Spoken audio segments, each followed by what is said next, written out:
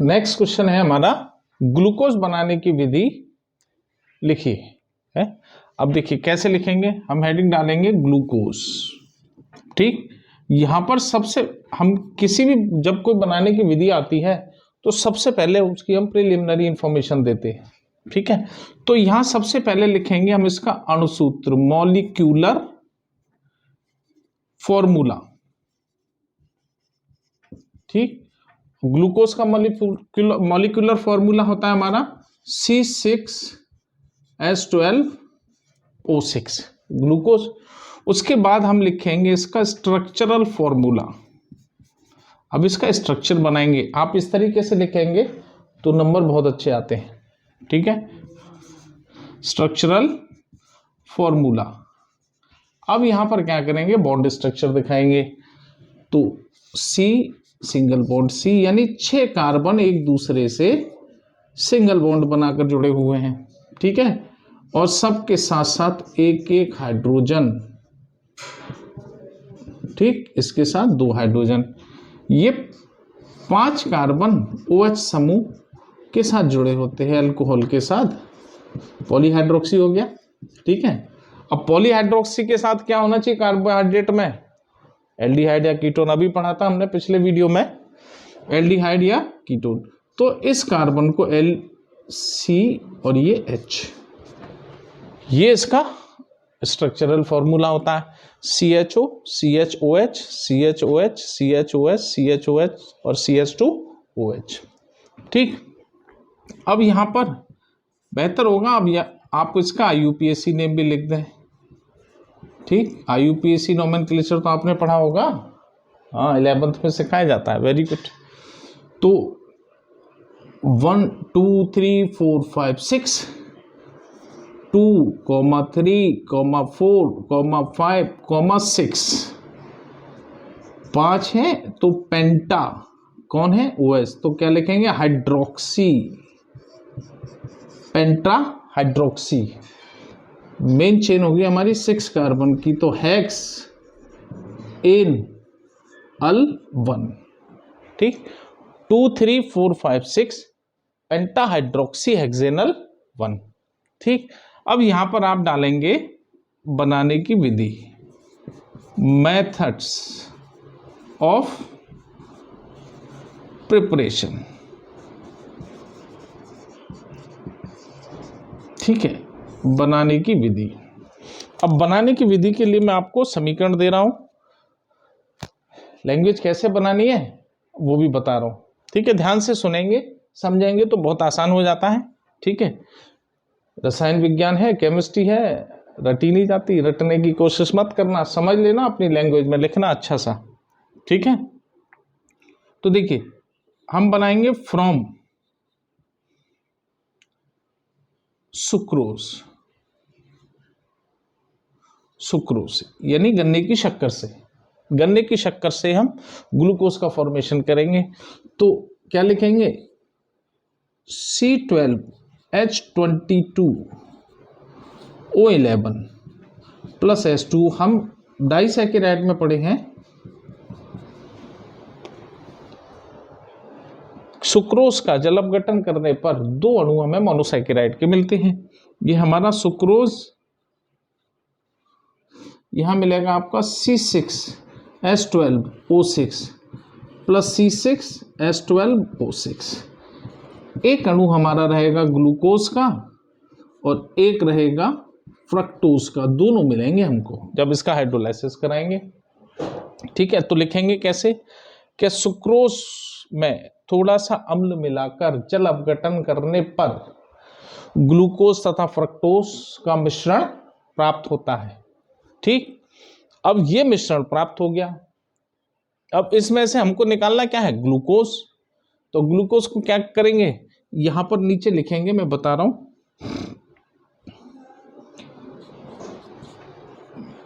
मिश्रण में ethyl alcohol C2H5OH मिलाने पर, मिश्रण में इथाइल एल्कोहल मिला देंगे, या आप मिश्रण को इथाइल एथेनॉल के अंदर घोल देंगे। मिलाने पर ग्लूकोज अल्प विलेय यानी ग्लूकोज हमारा बहुत कम घुलता है एथेनॉल के अंदर, अल्प विलेय होने के कारण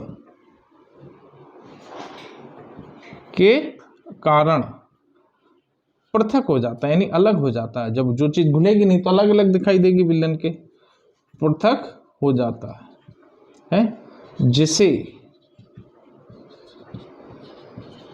छानकर अलग कर लेते हैं। जब इसको छान लिया, छानकर इसका क्रिस्टलीकरण करेंगे, हमको ग्लूकोज मिल जाएगा। ठीक है, ये ग्लूकोज बनाने की विधि हो गई आपकी। ठीक है, अब इसमें आएगा आपका क्वेश्चन। अब यहीं पे आपको थोड़ी सी इसकी प्रॉपर्टीज मैं बता दे रहा हूं फिजिकली। ठीक है, देखिए ग्लूकोज आप जानते हैं कि ये क्रिस्टलीय ठोस है क्योंकि शुगर है। दूसरा, स्वाद में मीठा होता है, आप ये भी जानते हैं। तीसरा, जल में विलय होता है, ये भी बहुत अच्छे से जानते हैं क्योंकि ये शुगर है। ठीक, तीसरे आप इसमें देखेंगे कि इसमें पॉलीहाइड्रोक्सी के साथ साथ, यानी बहुत सारे हाइड्रोजन के साथ साथ क्या होते हैं, एल्डिहाइड ग्रुप होता है, एल्डिहाइड ग्रुप होता है। इसीलिए, और कितने कार्बन होते हैं इसके अंदर, 6।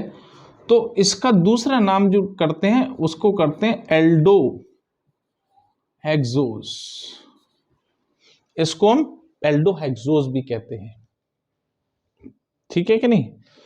और इसका जब हम रोटेशन निकालते हैं, हमने 11th के अंदर पढ़ा था प्रकाशिक समावयवता, ऑप्टिकल आइसोमेरिज्म है, तो ये ऑप्टिकल आइसोमेरिज्म रिप्रेजेंट करता है। जब इसका रोटेशन कहते हैं तो ये हमारा डेक्स्ट्रो रोटेटरी होता है, यानी इसका रोटेशन दाईं ओर होता है, इसीलिए इसका दूसरा नाम होता है डेक्स्ट्रोज।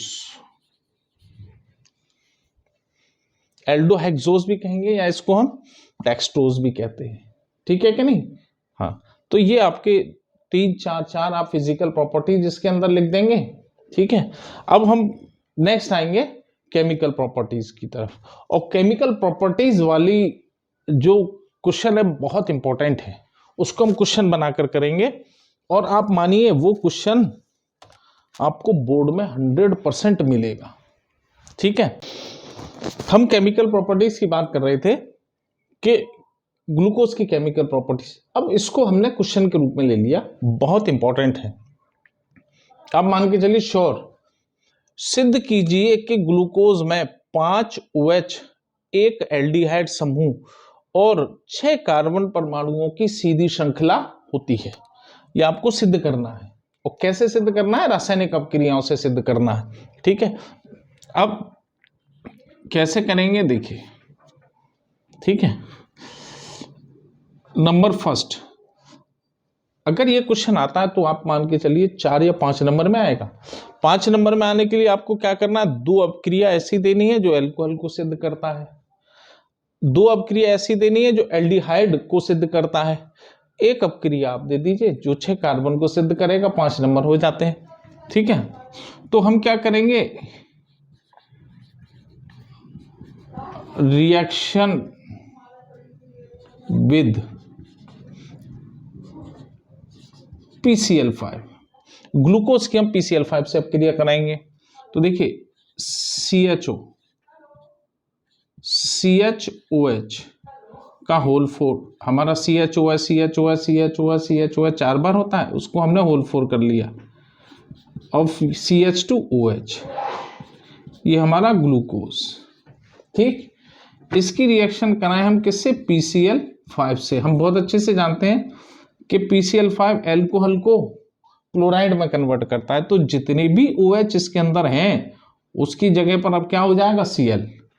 तो CHO हमारा एज इट इज, ये हो जाएगा CHOH की जगह आ जाएगा Cl का होल 4, और ये CH2Cl प्लस POCl3 हमारा निकलता ही निकलता है, और ये HCl। ठीक, इसको बैलेंस करेंगे, यहाँ 5 करेंगे, यहाँ 5 करेंगे और यहाँ 5 करेंगे। इसका नाम पेंटा क्लोरो, 5 Cl लगे हुए हैं, पेंटा क्लोरो, और मेन है हमारा ग्लूकोज, नाम हो गया हमारा पेंटा क्लोरो ग्लूकोज। ठीक, दूसरी रिएक्शन आप रिएक्शन विद आप PCl3 से दे सकते हैं। ठीक है, CHO CHOH whole 4 CH2OH plus PCl3 phosphorus trichloride से प्रोडक्ट आपका सेम बनेगा, सेम PCl5 और PCl3 दोनों सेम रिएक्ट करते हैं, बस हमारा बाई प्रोडक्ट चेंज होता है। ठीक, अब वो मैं आपको बता रहा हूं क्या होगा। सेम प्रोडक्ट आपका बनेगा CHCl का होल 4 और CH2Cl। ठीक, यहां बनता है H3PO3 ऑर्थोफॉस्फोरस अम्ल या फॉस्फोरस अम्ल बनता है। ठीक है, तो हम इसको बैलेंस करेंगे, इसको 5 करिए, इसको 3 करिए। ठीक, इसको हम 3 करेंगे, इसको 5 करेंगे, सेम पेंटाक्लोरोग्लूकोज। दो रिएक्शन आपको देनी है, मैं आपको 3 दे के चल रहा हूं। ठीक है, एक रिएक्शन और लेंगे हम, तीसरी आसान सी, आप SOCl2 से करा दो रिएक्शन विद SOCl2, नाम है इसका थायोनिल क्लोराइड। ठीक है, CHO CHOH का होल 4 और CH2OH प्लस SOCl2। अब आप कहेंगे आपने ये रिएक्शन ही क्यों ली? हाँ, इसीलिए ली, इस समय आसानी रहेगी आपको, क्योंकि जो प्रोडक्ट PCl5 ने बनाया वही PCl3 ने भी बनाया और वही प्रोडक्ट SOCl2 भी बनाएगा। ठीक, तो सेम प्रोडक्ट आपको मिलेगा CHO CHCl का होल 4 CH2Cl प्लस SOCl2 के साथ आपका बाई प्रोडक्ट में सल्फर डाइऑक्साइड गैस निकलती है और साथ में निकलता है HCl। ठीक, इसको आप क्या करेंगे 5, यहां भी आपका 5, यहां भी आपका 5। ठीक है, अब आपको 5 OH समूह, अब इसको नीचे नोट में लिखना है आपको। नोट में आप कोई भी 2 अपक्रिया देंगे, लिखेंगे इन अपक्रियाओं से सिद्ध होता है कि ग्लूकोज के एक अणु में 5 OH समूह उपस्थित हैं, क्योंकि इनसे अपक्रिया के बाद जो उत्पाद हमको मिला है वो कैसा मिला? पेंटा उत्पाद। पेंटा यानी कि 5 OH होंगे तभी तो 5 Cl सब्स्टिट्यूट हुए। ठीक है कि नहीं? तो पेंटा प्रोडक्ट आ रहा है, तभी इससे सिद्ध होगा कि ग्लूकोज के एक अणु में 5 OH समूह उपस्थित होते हैं। इतना सा आपको लिखना है। ठीक, अब दूसरा हमारा जो रिएक्शन आएगी वो आएगी एल्डिहाइड की। ठीक है, 3 रिएक्शन हमने दी आपको, किसके लिए? OH समूह के लिए। अब 3 मैं आपको दे रहा हूं एल्डिहाइड के लिए। ठीक है,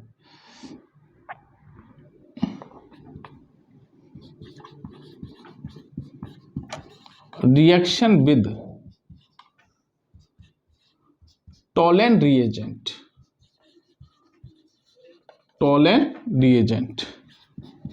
CHO CHOH का होल 4 CH2OH, ये हमारा ग्लूकोज। टोलेन रिएजेंट होता है हमारा सिल्वर का ऑक्साइड Ag2O। ठीक, अब टोलेन रिएजेंट एल्कोहल के साथ रिएक्ट नहीं करेगा, ये किससे करेगा? एल्डिहाइड को। अब एल्डिहाइड को टोलेन रिएजेंट के साथ रिएक्ट कराएंगे तो उसको ऑक्सीडाइज कर देता है। वेरी गुड, जब ऑक्सीडाइज करेगा, आप बहुत अच्छे से जानते हैं एल्डिहाइड ऑक्सीडेशन पर क्या देगा? एसिड। वेरी गुड, तो यहां आपका बन जाएगा COOH, aldehyde converted into carboxylic acid, और ये हमारा OH एज इट इज रहता है, CHOH का होल 4 CH2OH। इसके साथ निकलता है सिल्वर का ब्लैक प्रेसिपिटेट। ठीक है, इसको हम नाम देते हैं ग्लूकोनिक एसिड, और ये हमारा रजत दर्पण सिल्वर मिरर, चांदी का शीशा, जी हाँ सिल्वर मिरर। ठीक, दूसरी अपक्रिया यहां रिएक्शन विद फेहलिंग सॉल्यूशन से दे सकते हैं आप। मैं आपको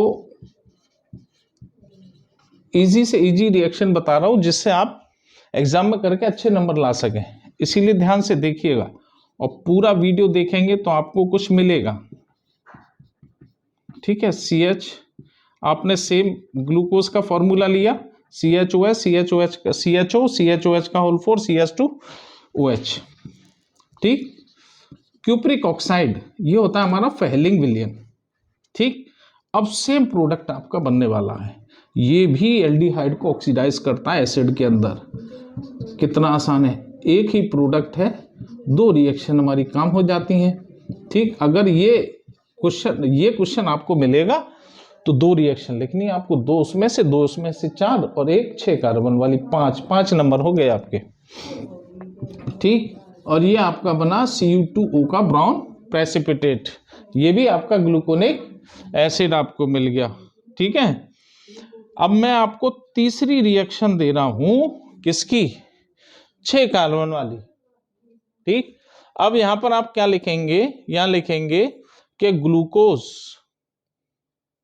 टोलन रिएजेंट और फेहलिंग विलयन के साथ अपक्रिया करके ग्लूकोनिक एसिड का निर्माण करता है?